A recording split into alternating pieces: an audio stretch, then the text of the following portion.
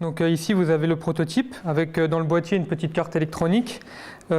Ici un buzzer qui va émettre des bips successifs. Et tout au bout, un capteur infrarouge en fait, qui va permettre de détecter un obstacle à une certaine distance, que l'on peut régler. Cette canne va très certainement améliorer le quotidien des personnes aveugles et malvoyantes. C'est en tout cas le souhait de ces jeunes étudiants lancés dans le projet. Le prototype va biper et elle va ainsi pouvoir dévier son chemin pour l'éviter. Un prototype à l'heure actuelle, mais l'équipe compte bien développer les fonctionnalités de cette canne dite connectée. Et c'est sans espérer un bon coup de pouce.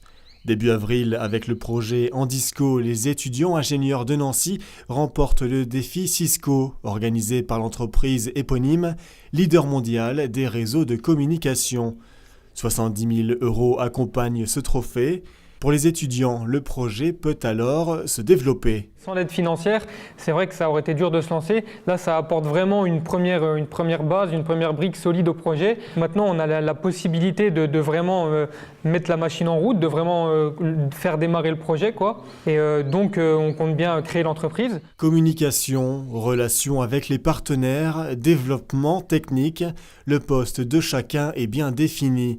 Dans un monde où tout objet est dit connecté, les étudiants vont mettre à profit les nouvelles technologies et Internet, des capteurs et des circuits intelligents pour guider les personnes déficientes visuelles. Notre idée, c'est vraiment d'embarquer toutes les technologies actuelles à l'intérieur d'une même canne. Donc l'innovation, elle est vraiment là pour vraiment permettre aux personnes aveugles de se déplacer avec plus d'autonomie, mais surtout avec plus de sécurité dans nos villes. Donc cette canne, elle embarquera notamment un capteur de proximité, donc pour détecter les obstacles avant même de les rencontrer. Et on prévoit d'y implanter une retour par vibration au niveau du poignet. Ça sera par exemple la future carte qui ira dans le nouveau prototype, qui celle-là embarquera beaucoup plus de fonctionnalités comme le GPS, les connexions Internet, l'assistant vocal, etc. Donc là, on est vraiment en phase de développement pour un prochain prototype qu'on va proposer à nos bêta-testeurs. Les personnes aveugles et déficientes visuelles vont tester tout au long de son élaboration cette canne Andisco.